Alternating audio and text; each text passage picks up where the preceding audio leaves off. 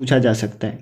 और देखिए, वन दौरों के एग्जाम में क्वेश्चन आएंगे एग्रीकल्चर से रिलेटेड, और आप बोलोगे कि एग्रीकल्चर तो हटा दिया गया था तो तब क्यों पूछा जा रहा है, तो वो एग्रीकल्चर से नहीं पूछा जा रहा था, वो इस वाले चैप्टर से पूछा जाएगा। फूड वाला चैप्टर है जो, इसमें पूरा एग्रीकल्चर दिया हुआ है। तो कंफ्यूज मत हो जाना कि एग्रीकल्चर से पूछा जा रहा है, ये साइंस का ही चैप्टर है, फूड वाला चैप्टर, यहाँ से आएगा ज़्यादा ज़्यादा एग्रीकल्चर के क्वेश्चन। ओके, तो ये जो एकमात्र ऐसा चैप्टर है जिसमें एग्रीकल्चर है, तो ये तो ऐसे इंपॉर्टेंट हो गया। तो इस चैप्टर को तो आपको ऐसे भी छोड़ना नहीं है, इसे तो बहुत अच्छे से तैयार करके जाना है। Hello everyone and welcome again to psycho. Uttarakhand वन दौरा के फ्री चैप्टर वाइज सीरीज में आपका स्वागत है। ये इस सीरीज की 4th वीडियो है। इससे पहले की वीडियो में हमने उत्तराखंड वन दौरा के ऑफिशियल सिलेबस का जो 2nd यूनिट है उसे कंप्लीट कर लिया है। इस वीडियो के माध्यम से हम पहला यूनिट जो फूड है ऑफिशियल सिलेबस का, इसे हम कंप्लीट करेंगे इसी वीडियो में।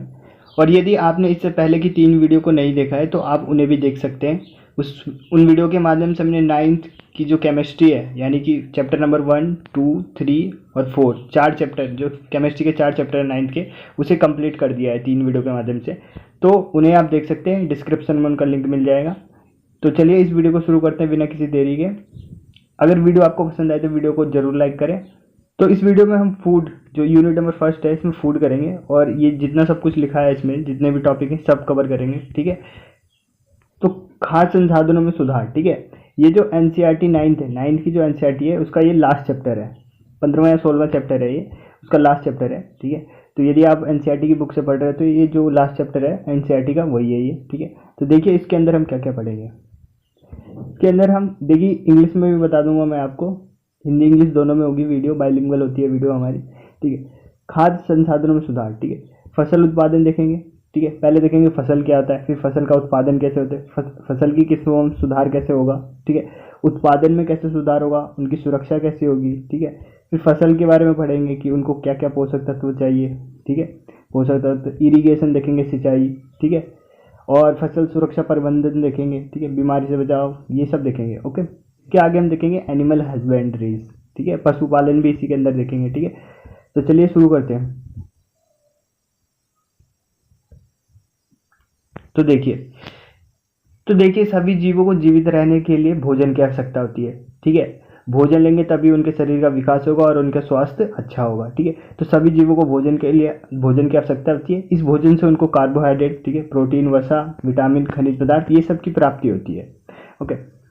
और यदि हम बात करें कि ये भोजन मिलता कहाँ से है प्राणियों को, तो ये भोजन वो लेते हैं पेड़ पौधों से और जानवरों से, इनसे ही वे भोजन प्राप्त करते हैं, ओके। और आपको पता है कि भारत की जनसंख्या कितनी बड़ी है और दिन प्रतिदिन इसमें बढ़ोतरी होती जा रही है, ठीक है। तो इस बढ़ोतरी को देखते हुए फसल के उत्पादन में भी बढ़ाना पड़ेगा। तो इस चैप्टर में हम यही देखेंगे कि फसल क्या आते हैं, उनके उत्पादन में कैसे बढ़ाएंगे, ठीक है। फसल कितने प्रकार के होते हैं, ये सब देखेंगे, ठीक है। तो देखिए, तो मेन जो इस चैप्टर का जो थीम होगा वो होगा कि फसल किस्मों में सुधार, फसल की जो किस्म है उसमें सुधार कैसे करेंगे, जो उनकी उत्पादन है उसका मैनेजमेंट कैसे करेंगे और उनकी सुरक्षा कैसे करेंगे। तो देखिए शुरू करते हैं। यदि हम देखें कि फसल की पैदावार में बढ़ोतरी कब से हुई है, तो ग्रीन रेवोल्यूशन के बाद जो फसल की जो गुणवत्ता है और उसकी जो मात्रा है उसमें बहुत ज़्यादा बढ़ोतरी हुई है। अगर हम हरित क्रांति यानी ग्रीन रेवोल्यूशन के फादर की बात करें तो वर्ल्ड लेवल पे तो नॉर्मन बोरलॉग है, और अगर इंडिया में बात करें तो इंडिया में कौन है, MS स्वामीनाथन। ये क्वेश्चन तो बहुत बार पूछा जा चुका है, ठीक। तो हरित क्रांति के वर्ल्ड लेवल पर फादर है डॉक्टर नॉर्मन बोरलॉग, और इंडियन में पूछेगी इंडिया लेवल पर तो कौन है, तो MS स्वामीनाथन। हरित क्रांति का उद्देश्य क्या था, अगर हरित क्रांति की देखी जाए तो हरित क्रांति नए देशों में अन्न का जो उत्पादन है उसको बढ़ाना था, जो फसल है उसके उत्पादन को बढ़ाना था। इसमें उत्पादन बढ़ाने के लिए नई तकनीक का उपयोग किया गया, ओके। ग्रीन रेवोल्यूशन से पहले क्या था, पारंपरिक स्रोत थे, पारंपरिक तरीके से कृषि की जाती थी जिससे कि पैदावार बहुत कम होता था, ठीक है। उन्नत किस्म की फल नहीं होती थी, ज़्यादातर फसल खेतों में ही खराब हो जाते थे। ग्रीन रेवोल्यूशन ने क्या दिया, नई टेक्नोलॉजी दी, ठीक है। सिंचाई विकसित की, यानी इरिगेशन मैनेजमेंट किया। इन सब के वजह से, और एक चीज़ और क्या हुआ, अच्छी किस्मों के बीजों का इस्तेमाल हुआ। इन सब की वजह से क्या हुआ, जो फसल के पैदावार में बहुत ज़्यादा बढ़ोतरी हुई, और इसी को कहा गया green revolution, okay. Green revolution आप समझिए। इसके बाद आता है श्वेत क्रांति यानी व्हाइट रेवोल्यूशन के फादर कौन है, तो उनके होंगे वर्गीस कुरियन, ठीक है। वर्गीस कुरियन व्हाइट रेवोल्यूशन के फादर हैं, ओके। अब श्वेत देखिए, श्वेत क्या होता है, मिल्क, तो आपसे पूछा जाएगा कि श्वेत क्रांति किससे रिलेटेड है, तो मिल्क प्रोडक्शन से, ठीक है। श्वेत क्रांति कार्यक्रम को भारत में दुग्ध उत्पादन को बढ़ाने के लिए चलाया गया था, ठीक है। मिल्क प्रोडक्शन को बढ़ाने के लिए भारत में चलाया गया था व्हाइट रेवोल्यूशन को, ठीक है। इसका उद्देश्य भारत में दूध के उत्पादन क्षेत्र में आत्मनिर्भर बनना था, कि दूध के क्षेत्र में हम आत्मनिर्भर बन जाए, तो दूध के क्षेत्र में आत्मनिर्भर बन जाए, इसी के लिए ग्रीन रेवोल्यूशन चलाया गया था। इसके फादर हो गए वर्गीस कुरियन। ओके, आगे चलते हैं। आगे देखते हैं फसल उत्पादन में उन्नति है, इम्प्रूवमेंट इन क्रॉप यील्ड। इससे पहले हम देख लेते हैं कि फसल होता क्या है, किसे बोलेंगे हम फसल। तो फसल वो होता है जो मनुष्य द्वारा लार्ज स्केल पे उगाए जाते हैं, बड़ी मात्रा में उगाए जाते हैं, और जिनसे मनुष्य को क्या न्यूट्रिएंट्स मिलते हैं, ठीक है, पोषक पदार्थ की प्राप्ति होती है, और बहुत बड़ी मात्रा में उगाए जाते हैं, उन्हीं को बोलते हैं फसल, ठीक है। फसल उन्हीं को बोला जाता है। ओके, आगे देखते हैं। अब देखते हैं फसलों के प्रकार, ठीक। तो फसलों के प्रकार यानी कि टाइप्स ऑफ क्रॉप में देखें तो सबसे पहले अनाज, सीरियल्स, ठीक है। इनमें गेहूं हो गया, चावल, मक्का, बाजरा आदि सम्मिलित है। ये जो मोटे अनाज बोलेंगे, जिनको मोटे अनाज भी बोलते हैं, ये हो गए गेहूं, चावल, मक्का, बाजरा, ठीक है, ये सब। ये हमें क्या देते हैं, कार्बोहाइड्रेट देते हैं। इनमें कार्बोहाइड्रेट की मात्रा बहुत ज़्यादा होती है। ओके, आगे देखते हैं। फसल बीज हो सकते हैं, सीड्स हो सकते हैं, ठीक है, और सभी बीज खाने योग्य नहीं होते, ठीक है। जैसे आप सेब के बीज को नहीं खा सकते हैं, चेरी के बीज को नहीं खा सकते, तरबूज के बीज को नहीं खा सकते, तो सभी बीज खाने योग्य नहीं होते। खाने वाले बीज में जैसे कि दालें हो गई, दाल भी एक बीज होता है, अनाज में भी बीज ही होते हैं, और मूंगफली तो इसका बेस्ट एग्जांपल है, वो भी एक प्रकार का बीज होता है। और बीजों से मतलब बीज जो सीड्स हैं, इससे हमें क्या मिलता है, इससे हमें मिलता है फैट, ठीक। तो अनाज से तो हमें कार्बोहाइड्रेट मिल रहा है, और बीज से क्या मिल रहा है, हमें फैट मिल रहा है। ओके, अब देखते हैं दालें यानी पल्सेस से तो पता है प्रोटीन मिलता है हमें, ठीक है, ये तो आप सभी को पता हो, प्रोटीन मिलता है। और दालें होती है, चना हो गया, मटर हो गया, काला चना, हरा चना, ठीक है, मसूर की दाल, ये सब इतने सारे दाल होते हैं। ओके, और देखते हैं आगे। अगला है सब्जियां तथा मसाले व फल, ठीक। सब्जियां, मसाले और फल में बात करें तो हमें विटामिन तथा जो मिनरल्स होते हैं, ठीक है, खनिज लवण होते हैं, प्रदान करते हैं। कौन, सेब हो गया, आम हो गया, चेरी, केला, ये सब क्या हो गया, ये सब हो गए फल हो गया। और सब्जियां जैसे क्या हो गया, पालक हो गया, पत्तीदार मूली, गोभी, ये सब। और मसालों की बात करें तो मिर्च, काली मिर्च हो गई, ये सारे मसाले हो गए, ठीक है। और अब अगर चारा फसल की बात करें, चारा फसल क्या हो गया, जई हो गया, सूडान घास हो गया। सूडान घास आपको याद रखना है, क्या पता क्वेश्चन में आ जाए कि सूडान घास क्या है, तो एक प्रकार का चारा फसल है, ठीक है, एक प्रकार का चारा फसल है। अब देखिए, फसल तो ये बोला था ना जिससे जीवधारियों को न्यूट्रिएंट्स मिलता हो, तो यहाँ पे किनको, पशुओं को न्यूट्रिएंट्स मिल रहा है, तो इसलिए ये क्या हो गया, ये भी एक क्रॉप्स का टाइप हो गया। तो पशुओं को इससे न्यूट्रिएंट्स मिलता है, ओके, चारे के रूप में उपयोग किया जाता है, ठीक। आगे देखते हैं कि फसल चक्र यानी क्रॉप सीजन, ये बहुत इंपॉर्टेंट है, ठीक है। ये आपको यहाँ वन दरोगा के साथ साथ अन्य एग्जामों में भी यहाँ से क्वेश्चन देखने को मिलते होंगे। ये बहुत ज़्यादा इंपॉर्टेंट टॉपिक है, तो चलिए इसको देख लेते हैं अच्छे से। अगर हम फसल की बात करें तो विभिन्न प्रकार के फसल होते हैं, जिनको अलग अलग सूरज की रोशनी चाहिए होती है, किसी को ज़्यादा रोशनी चाहिए होती है, किसी को ज़्यादा बारिश चाहिए होती है, मतलब ज़्यादा पानी चाहिए होता है। तो ये अलग अलग टाइप के फसल होते हैं, तो इस अकॉर्डिंग उनका एक सीज़न होता है कि विशेष प्रकार की फसल, जैसे बरसात की फसल बरसात में होगी, गर्मियों में जिन्हें ज़्यादा रोशनी चाहिए वो गर्मियों में होगी। तो ये होता है फसल चक्र, ठीक है, फसल चक्र यानी कि क्रॉप सीजन। तो इसी में तीन होते हैं बेसिकली, ये तीन होते हैं। इन तीनों से बहुत क्वेश्चन पूछे जाते हैं, जैसे रबी की फसल कौन है, इनमें से खरीफ की फसल कौन है, जायद की फसल कौन सी है, ठीक है। तो देखते हैं, अच्छे से समझते हैं इनको। सबसे पहले देखते हैं कि खरीफ की फसल, ठीक है, इंग्लिश में भी इसको खरीफ ही बोलेंगे, ठीक है। खरीफ की फसल, ये फसल क्या होता है, बरसात के मौसम, ठीक है। बरसात का मौसम कब आता है, जून जुलाई में मानसून आ जाता है, ठीक है, 15 से मानसून आ जाता है नॉर्थ इंडिया में, ठीक है। तो जून जुलाई में ये बोए जाते हैं, और काटे कब जाते हैं, अक्टूबर नवंबर में, ठीक है। तो ये लिखा हुआ है जून से लेकर अक्टूबर, जून जुलाई में तो बोए जाएंगे और अक्टूबर में ये काट लिए जाएंगे, ठीक है। तो आपको इसमें ये याद रखना है कि ये कब बोए जाएंगे, कब काटे जाएंगे, और इनके एग्जाम्पल क्या है, ठीक। और यहीं से क्वेश्चन भी पूछा जाता है एग्जाम में। तो देखते हैं इसके एग्जाम्पल। काला चना हो गया, हरा चना हो गया, चावल। अब यहाँ धान आए तो आप कन्फ्यूज मत हो जाना, चावल को ही धान बोलते हैं, ठीक है। सोयाबीन हो गया, ये सब हो गया, ठीक। आगे देखते हैं रबी की फसल। तो रबी की फसल जो होती है वो लगाते हैं सर्दियों में तो इसको बोया जाता है। सर्दियाँ यानी कि अक्टूबर नवंबर, जब सर्दियाँ शुरू होती है अक्टूबर नवंबर, इसमें तो लगाया जाता है। और काटते कब है, अप्रैल में, ठीक है, मार्च अप्रैल में काटते हैं इसको, मार्च अप्रैल में इसको काट लिया जाता है, ठीक। और इसकी एग्जाम्पल की बात करें तो गेहूँ हो गया, चना हो गया, मटर हो गया, सरसों हो गया, अलसी हो गया। अलसी आपको याद रखना है, अजीब सा नाम है, अलसी पूछा जा सकता है। रबी, ये सब क्या हो गया, रबी की फसल हो गए। ओके, आगे देखते हैं जायद की फसल। एग्जाम्पल आपको रटा होना चाहिए।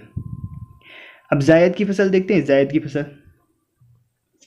जायद की फसल की बात करें तो गर्मियों में होते हैं, ठीक, गर्मियों में होते हैं। इसके एग्जाम्पल क्या हो गए, तरबूज हो गया, खीरा हो गया, खरबूज, जिनमें पानी भरा रहता है, जो गर्मियों में खाते हैं। तो जायद तो हो गया गर्मी में, रबी हो गया सर्दियों में, और जो खरीफ हो गया, खरीफ किस में, बरसात में।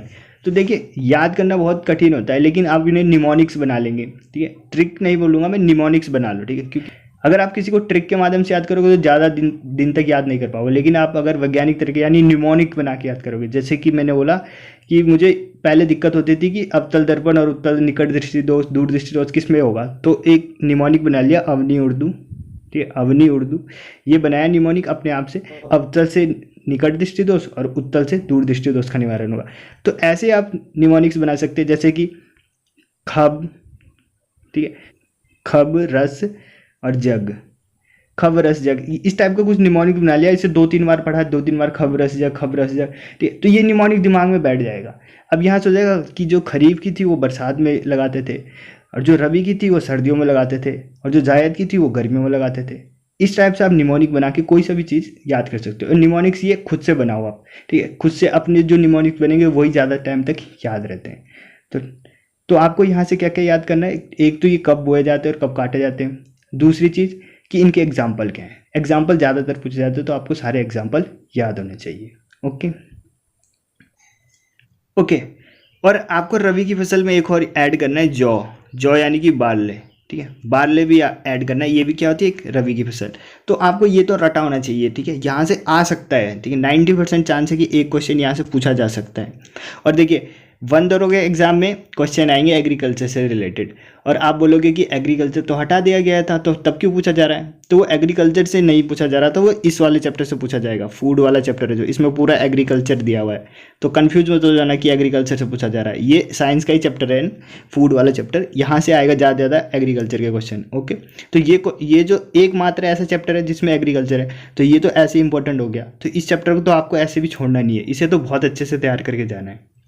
आगे है फसल उत्पादन यानी कि क्रॉप प्रोडक्शन में सुधार की प्रक्रिया में प्रयुक्त गतिविधियों को निम्न वर्गों में बांटा गया है। तो जो अभी हमने पीछे देखा कि फसल क्या होता है, टाइप्स ऑफ फसल देख लिए, कितने टाइप के फसल होते हैं। अब देखेंगे उनको हम उनको सुधार कैसे करें, उनमें सुधार कैसे लाएं। तो इसके लिए 3 वर्गों में बांटा गया है। पहला है कि फसल की किस्म में सुधार कर लें, फसल की जो प्रोडक्शन मैनेजमेंट है उसमें सुधार करें, और उनका जो सेफ्टी मैनेजमेंट है उनको सुधार करें। ओके, तो आगे देखते हैं, इन तीनों को डिस्कस करेंगे। ये पूरा जो चैप्टर है इन तीनों पे ही बेस्ड है। तो पहले देखते हैं कि फसल की किस्म में सुधार करते हैं, कि फसल की किस्म में कैसे सुधार करेंगे। तो फसल की किस्म में सुधार करने का मतलब कि अच्छे और स्वस्थ बीज चाहिए, बीज अच्छे होने चाहिए।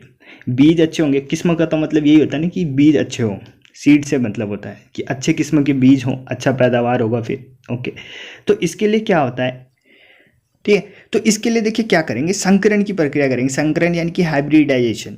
अब देखिए एक एग्जांपल देता हूँ, ऐसे आपको समझ में नहीं आएगा। अगर कोई चीज़ आपको समझ में नहीं आ रही ना, तो उसके एग्जांपल देखिए। पहला एग्जांपल देखिए, समझ में आ गया, ठीक। दूसरा देखिए, दूसरे में नहीं हुआ तो तीसरे में जरूर समझ में आ जाएगा। तो सबसे पहले मैं आपको एक एग्जाम्पल देता हूँ, आप समझ जाओगे संकरण क्या होता है।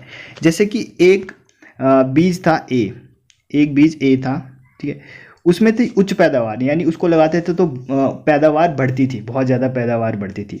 और एक बीज था, वो था बी, इसको लगाते थे तो हम क्या होता था, उच्च क्वालिटी, मतलब इसमें क्वालिटी हाई थी, किस्म उच्च किस्म की थी, ये क्वालिटी हाई था, और इसमें क्या थी, पैदावार ज़्यादा थी, ठीक है, कि हाई यील्डिंग थी, हाई यील्ड, ठीक है, बहुत ज़्यादा इससे फसल होता था। तो हमने क्या किया, इन दोनों बीज को लिया, ठीक है, इन दोनों का संकरण करवाया, और एक बीज बना सी।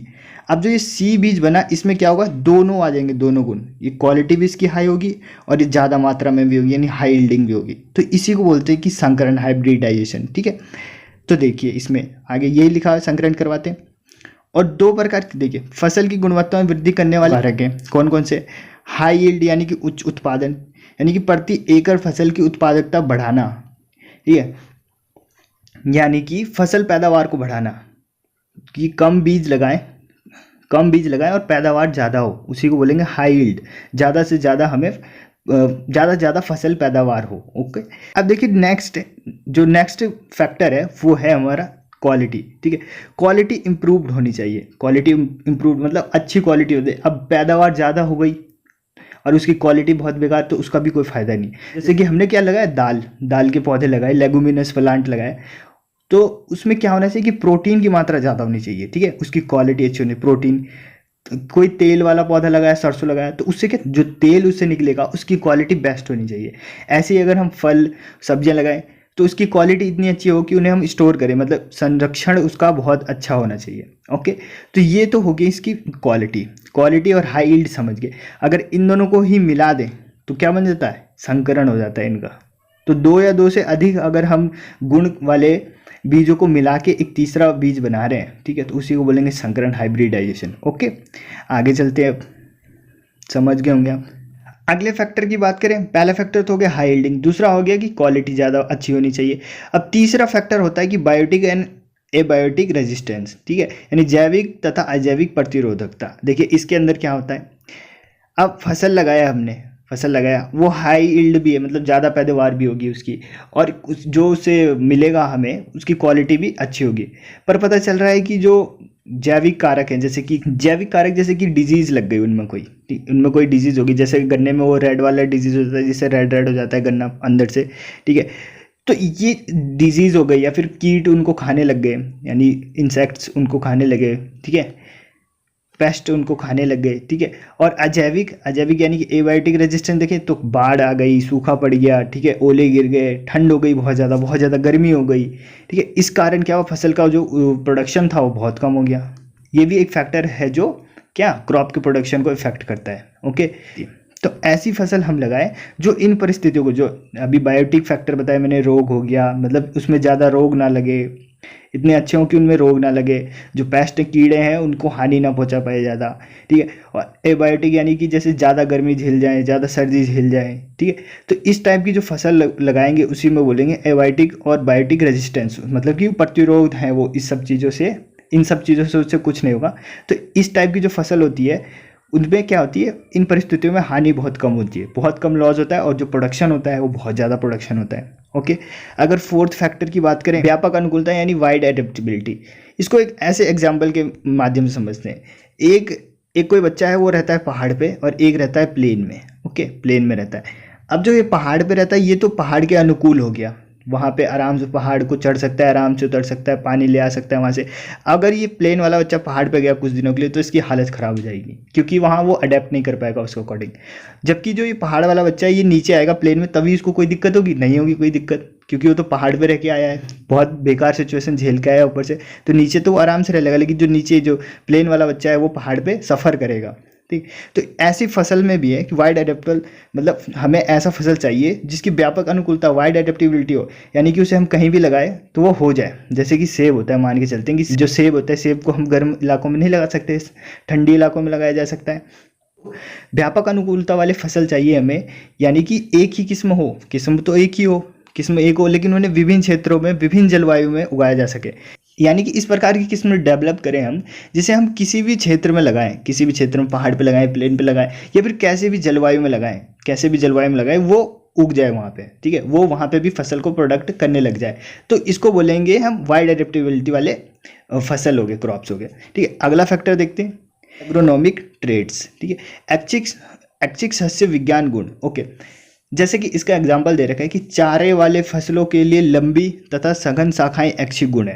यानी कि अगर कोई किसान चारा वाला फसल लगा रहा है तो चाहेगा कि उसको लंबे हो और उसके जो पत्तियां हो चौड़ी हो। ठीक है, तो इस प्रकार का जो गुण वो चाह रहा है वो इसी फैक्टर के अंदर आएगा, डिजायर एग्रोनॉमिक ट्रेड्स। ठीक है, इस प्रकार का सस्य वाली किस्में अधिक उत्पादन प्राप्त करने में सहायक होती है। ठीक है, तो ये कुछ फैक्टर हैं जो क्रॉप के प्रोडक्शन में हेल्प करती है, अगर इन सबको हम मेंटेन करके रखें। ठीक है, हाई यील्डिंग होना चाहिए, एबायोटिक एंड बायोटिक रेजिस्टेंस होना चाहिए, वाइड एडेप्टेबल होना चाहिए। ठीक है, इंप्रूव क्वालिटी ज़्यादा होनी चाहिए। तो इन सबको अगर हम मेंटेन करके रखें तो जो फसल है, यानी जो हमारा क्रॉप है, उसकी गुणवत्ता में बहुत ज़्यादा वृद्धि हो जाएगी, उसके प्रोडक्शन में बहुत ज़्यादा वृद्धि हो जाएगी। ठीक है, तो ये तो फैक्टर हो गए उसके। चलिए आगे देखते हैं। आगे देखते हैं कि क्रॉप प्रोडक्शन इम्प्रूवमेंट, ठीक है, कि फसल उत्पादन में सुधार कैसे करेंगे, ठीक है, फसल की उत्पादन में कैसे सुधार करेंगे। इसके लिए देखते हैं किसानों के द्वारा दी गई विभिन्न तकनीक इस्तेमाल की जाती है जिससे फसल के उत्पादन में वृद्धि होती है, ठीक है। उनमें से देखिए, इनमें से 3 चीज़ पढ़ेंगे हम, ठीक है, न्यूट्रेंट मैनेजमेंट, ठीक है, इरिगेशन और क्रॉपिंग पैटर्न। जो क्रॉपिंग पैटर्न है ये बहुत इंपॉर्टेंट है। इस बार का जो CDS का एग्ज़ाम हुआ है, CDS का जो 2021 में फर्स्ट एग्जाम हुआ है, वहाँ पे यहाँ से क्वेश्चन बना है, ठीक है, यहाँ से एकदम एज इट इज़ क्वेश्चन उठा के डाल दिया गया NCERT से, ठीक है। तो ये वाला इंपॉर्टेंट, तो इन चीज़ों को हम डिस्कस करते हैं आगे, चलिए।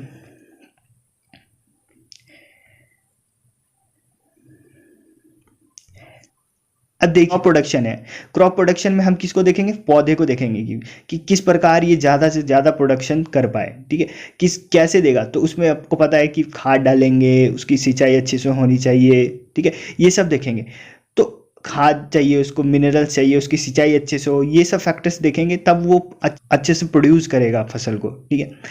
तो हम यही पहला है इसमें न्यूट्रिएंट मैनेजमेंट। न्यूट्रिएंट मैनेजमेंट यानी जैसे कि जीवों को जिंदा रहने के लिए, स्वस्थ रहने के लिए क्या चाहिए, न्यूट्रिएंट्स चाहिए, कार्बोहाइड्रेट, फैट, ठीक है, प्रोटीन, ये सब चाहिए। ऐसे जो फसल लगाएंगे हम, पौधे लगाएंगे, उनको भी तो चाहिए, उनको भी चाहिए जिंदा रहने के लिए, अपने को डेवलपमेंट करने के लिए, ठीक है, फसल को प्रोडक्शन करने के लिए उनको भी तो चाहिए न्यूट्रिएंट्स। तो ये न्यूट्रिएंट्स को जो हम मैनेज करेंगे इसी को बोलेंगे न्यूट्रिएंट मैनेजमेंट, ओके। तो देखिए यही लिखा हुआ है यहाँ पे कि दूसरे जीवों की तरह पौधे को भी वृद्धि हेतु यानी डेवलपमेंट हेतु कुछ तत्व यानी पोषक पदार्थ चाहिए होते हैं। इन्हीं को क्या बोलते हैं, न्यूट्रिएंट्स बोलते हैं, न्यूट्रिएंट्स एलिमेंट्स बोलते हैं, ओके। अब अगर हम बात करें कि इनको चाहिए क्या क्या, तो कार्बन चाहिए इनको, ऑक्सीजन चाहिए, हाइड्रोजन चाहिए, ठीक है, ये सब चाहिए। और इसके अतिरिक्त 13 जो न्यूट्रिएंट्स होते हैं, 13 न्यूट्रिएंट्स अभी डिस्कस करेंगे आगे, मैक्रो और माइक्रो, ठीक है, ये सब ये चाहिए इनको, ठीक है। अब देखते हैं ये लेते कहाँ से, सोर्स क्या है, पौधे कहाँ कहाँ से लेंगे ये सब चीज़। तो जैसे एयर है, एयर से तो क्या ले लेंगे, एयर में क्या है, कार्बन है और क्या है, ऑक्सीजन। तो कार्बन ऑक्सीजन तो ले लिया उन्होंने एयर से। वाटर से क्या ले लिया उन्होंने, वाटर क्या होता है, H2O, यानी कि हाइड्रोजन ले लिया, और क्या ले लिया यहाँ पे, ऑक्सीजन ले लिया। तो वाटर से भी ये हाइड्रोजन और ऑक्सीजन यहाँ से भी ले रहे, ठीक है। मिट्टी से क्या लेंगे, वो मिट्टी से लेंगे ये 13 जो ऊपर जो पोषक तत्व लिखे हुए न्यूट्रिएंट्स है, ये लेंगे ये मिट्टी से। अब ये जो 13 पोषक तत्व इन्हें 2 भागों में बांटा गया है, एक तो माइक्रो, ठीक है, और एक मैक्रो न्यूट्रिएंट्स, ठीक है, यानी कि वृहद पोषक और सूक्ष्म पोषक। अब इन दोनों को डिस्कस कर लेते हैं, ठीक है। अब देखते हैं पहले कि वृहद पोषक यानी कि मैक्रो न्यूट्रिएंट्स कहते हैं। मैक्रो यानी कि ज़्यादा, बड़ा, यानी कि माइक्रो से बड़ा होता है मैक्रो, ठीक है।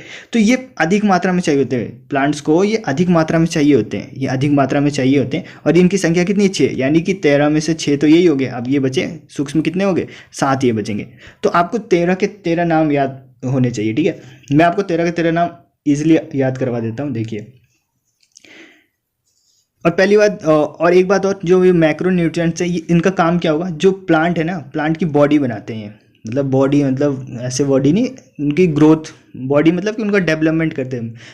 प्लांट में जो सेल डिवीजन के लिए चाहिए होता है एनर्जी, ये सब कौन करवाते हैं, ये जो मैक्रो न्यूट्रिएंट्स है इससे होता है। यानी प्लांट के जो बॉडी स्ट्रक्चर है उसको कौन मेंटेन करता है, मैक्रो न्यूट्रिएंट्स। अब इनकी संख्या देख लेते हैं, इनकी संख्या है 6। अब याद कर देता हूँ, पहले तो NPK याद कर लीजिए, NPK, ठीक है, ये तो बहुत इंपॉर्टेंट है। NPK बहुत अभी आएगा, इस पूरे चैप्टर में NPK ही चलेगा, ठीक है। नाइट्रोजन, फास्फोरस और क्या, पोटेशियम। नाइट्रोजन, फास्फोरस और पोटेशियम, NPK 3 ये हो गए। और इसके अतिरिक्त 3 और कौन कौन से होते हैं, कैल्शियम, मैग्नीशियम और सल्फर, ठीक, कैल्शियम, मैग्नीशियम, सल्फर, 3 ये हो गए, 3 हो गए ये, कैल्शियम, मैग्नीशियम, सल्फर। NPK तो आपको याद हो जाएगा क्योंकि ये अभी पूरे चैप्टर में NPK चलेगा, ठीक। उसके अलावा हो गया कैल्शियम, मैग्नीशियम और सल्फर, ठीक, कैल्शियम, मैग्नीशियम और सल्फर। ये 6 क्या हो गए, मैक्रोन्यूट्रिएंट्स। और ये मैक्रोन्यूट्रिएंट्स क्या, इनको अधिक मात्रा में चाहिए होता है क्योंकि इनसे जो प्लांट की है बॉडी बनती है इससे, ठीक है, ओके। अब आगे देखते हैं, मैक्रो समझ गया, माइक्रो देखते हैं। माइक्रो यानी कि कम मात्रा में चाहिए, ठीक, कम मात्रा में चाहिए होता है, ठीक है। और ये किस काम के लिए होता है, एंजाइम एक्टिविटी होती है, एंजाइम एक्टिविटी और इलेक्ट्रॉन ट्रांसपोर्ट होता है। जैसे कि ह्यूमन में क्या होता है, जो न्यूरॉन के थ्रू जाते हैं ना मैसेज, तो उनमें क्या होता है, इलेक्ट्रॉन ट्रांसपोर्ट के थ्रू मैसेज जाता है, किसमें, प्लांट में इलेक्ट्रॉन ट्रांसपोर्ट होता है। और जो एंजाइम एक्टिविटी है उसके लिए क्या चाहिए होते हैं, माइक्रो न्यूट्रिएंट्स। माइक्रो न्यूट्रिएंट्स है, इनकी संख्या है 7, ठीक है। देख लेते हैं 7 कौन कौन से। मैग्नीज हो गया, ठीक है, आयरन हो गया, आयरन, मैग्नीज, ओके, 2 याद हो गए। इसके अलावा क्या हो गया, बोरोन हो गया, ठीक है, जिंक हो गया, कॉपर हो गया, मोब्लिडिनम हो गया, ठीक है, क्लोरीन हो गया। तो ये 7 हो गए, ठीक है, ये 7 आपको अलग से याद करने, ये 6 अलग याद करने, तो 13 हो गए, ठीक है, टोटल कितने होंगे 13। माइक्रो यानी कि कम मात्रा में, मैक्रो यानी कि ज़्यादा मात्रा में, ठीक है। ये क्या बनाते हैं, प्लांट की बॉडी बनाती है, और ये क्या एंजाइम एक्टिविटी में सहयोग करते हैं। ओके, ये समझ में आ गया आपको कि जो प्लांट को न्यूट्रिएंट्स होते हैं, कितने प्रकार के न्यूट्रिएंट्स चाहिए होते हैं और कहाँ कहाँ से ये मिलते हैं इनको, ठीक है। आगे चलते हैं। आगे है खाद तथा उर्वरक, यानी कि मैन्योर और फर्टिलाइजर, ठीक है। मैन्योर और फर्टिलाइजर ये देखते हैं। अब आपको अभी पता चला कि जो प्लांट है वो मिट्टी से ले रहा है, ठीक है। मिट्टी से क्या क्या लिया है उसने, जो, हाँ, और एक चीज़ और, जो मिट्टी से ये 13 जो सब्सटेंस है मिट्टी से लिया उसने। ओके, तो आपने देखा कि जो 13 जो न्यूट्रिएंट्स है वो मिट्टी से ले रहा है, तो मिट्टी की फर्टिलिटी को बढ़ाना जरूरी है, ठीक। तो इसको बढ़ाने के लिए क्या होता है, खाद होता है यानी मैन्योर होता है, और फर्टिलाइजर होता है यानी मिट्टी की जो गुणवत्ता है उसकी क्वालिटी को बढ़ाने के लिए खाद तथा फर्टिलाइजर का उपयोग किया जाता है, ठीक है। इसके बाद क्या होगा, मिट्टी की उर्वरकता बढ़ेगी तो जो प्लांट है उसको न्यूट्रिएंट्स ज़्यादा मिलेंगे तो उसका प्रोडक्शन ज़्यादा होगा। ओके, तो सबसे पहले देखते हैं मैन्योर यानी कि खाद। खाद क्या होता है, देखिए, ये पहली बात तो ये ऑर्गेनिक मटेरियल है, कार्बनिक पदार्थ है, ठीक है। कार्बनिक पदार्थ है ये, और ये थोड़ी मात्रा में मिट्टी को पोषक तत्व प्रदान करते हैं, यानी कि मैन्योर मिट्टी को बहुत कम न्यूट्रिएंट्स प्रोवाइड करवाता है, ठीक है। उसकी फर्टिलिटी को बहुत कम बढ़ाता है, ठीक है। अभी देखेंगे जो फर्टिलाइजर देखेंगे, फर्टिलाइजर बहुत ज़्यादा बढ़ाता है लेकिन वो केमिकल होता है, पर ये ऑर्गेनिक है लेकिन ये बहुत कम उसकी फर्टिलिटी को बहुत कम, उर्वरकता को बहुत कम बढ़ाता है। ओके, अब ये बनते कैसे, जो प्राणी हो गए यानी कि जो जीव हो गए, उनका जो वेस्ट मटेरियल हुआ वो जैसे गोबर हो गया, मलमूत्र हो गया, ये सब हो गया इससे, और जो पौधे के अवशिष्ट हो गए जैसे सब्जियां हो गई, सब्जियों के जैसे घरों में सब्जियां होती है, सब्जियों के वेस्ट हो गए, वो किचन वेस्ट हो गया, और पत्ती हो गया, फूल हो गया, ये सब हो गया जो वनस्पतिक वेस्ट हो गए, ठीक है। इन सब के क्या होता है, अपघटन से, ठीक है, इन सब के अपघटन से इसको तैयार किया जाता है। ओके, देखिए मैन्योर कैसे बन रहा है, ऑर्गेनिक तरीके से बन रहा है, ठीक है। इसमें कोई भी केमिकल यूज नहीं हो रहा है, ठीक है। आगे देखते हैं कि खाद के विभिन्न प्रकार यानी कि जो मैन्योर है उसके कितने टाइप होते हैं। तो इसके टोटल 4 टाइप होते हैं, 4 टाइप आपको बता देता हूँ। सबसे पहले देखते हैं कंपोस्ट खाद क्या होता है, ठीक है। पौधे यानी कि प्लांट और उसका वेस्ट मटेरियल, कूड़ा हो गया, करकट हो गया, पशुओं का गोबर हो गया, मनुष्य का मलमूत्र हो गया, ये सब क्या है, कार्बनिक मटेरियल है। तो इनको क्या करेंगे, बैक्टीरिया या फिर फंजाई हो गया, ठीक है, इनके द्वारा क्या करेंगे, क्रिया करवाएंगे, अपघटन की क्रिया करवाएंगे। इसके बाद ये खाद में परिवर्तित हो जाएंगे, खाद में बदल देंगे, और इसी बदलने की क्रिया को क्या बोलते हैं, कंपोस्टिंग, ठीक है। इसी बदलने की क्रिया को कंपोस्टिंग, यानी यहाँ पे क्या है, बैक्टीरिया और फंजाई यानी कि कवक आए हैं, ठीक है, कवक आए हैं, ये क्या करेंगे, ये जो कूड़ा करकट है, मलमूत्र है, इन सबको अपघटन करेंगे और ये खाद बन जाएगा। ओके, तो ये हो गया कंपोस्टिंग। ओके, दूसरा देखते हैं वर्मी कंपोस्ट खाद। वर्मी कंपोस्ट खाद क्या होता है भाई, वर्मी, देखिए वर्मी वर्ड जो होता है ना, वो केचुए के लिए होता है, केचुए के लिए होता है वर्मी वर्ड, ठीक है। वर्मीलॉजी अगर पूछे तो होता है केचुए का अध्ययन, ठीक है। तो वर्मी जहाँ दिख जाए तो समझ लीजिए कि केचुए की बात हो रही है। तो जब कंपोस्ट को केचुए के उपयोग से तैयार करते हैं तो उसे वर्मी कंपोस्ट कहते हैं। ओके, इसीलिए जो केचुए को क्या, किसान का दोस्त कहते हैं, किसान का मित्र, ठीक है। आगे देखते हैं, एक होता है ग्रीन मैन्योर, हरी खाद। हरी खाद देखिए ये बहुत इंपॉर्टेंट है, ठीक है। क्यों इंपॉर्टेंट, इसमें क्या करते हैं, जैसे लेगुमिनस प्लांट हो, लेगुमिनस यानी कि दलहन वाली फसलें, दलहन जिनसे दाल मिलती है। लेगुमिनस प्लांट में क्या होता है कि जो नाइट्रोजन होता है, एनपीके होता है, एनपीके, उसकी मात्रा बहुत ज़्यादा होती है, ठीक है, एनपीके की मात्रा।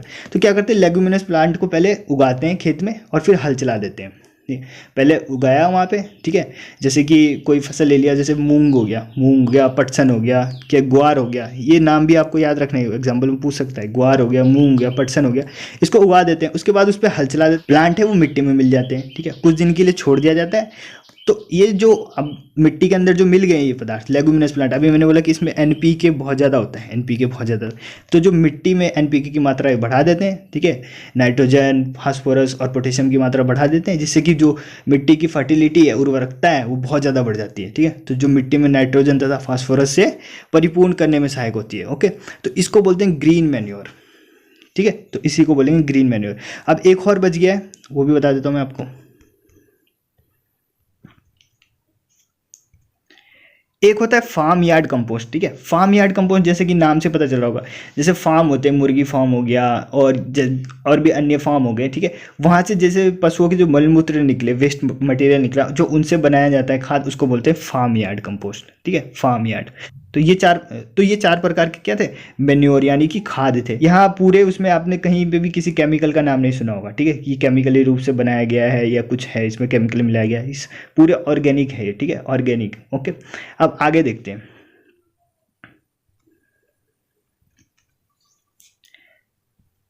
अब मेन्योर देख लिया हमने, अब देखते हैं फर्टिलाइजर, ठीक है। फर्टिलाइजर क्या होता है, यानी कि उर्वरक क्या होता है। ठीक, उर्वरक को कारखानों में तैयार किया जाता है, सबसे मेन चीज़ कारखानों में तैयार किया जाता है, और ये रासायनिक पदार्थों के इस्तेमाल से बनाए जाते हैं, ठीक है। केमिकल मटेरियल यूज़ किया जाता है इनको बनाने के लिए।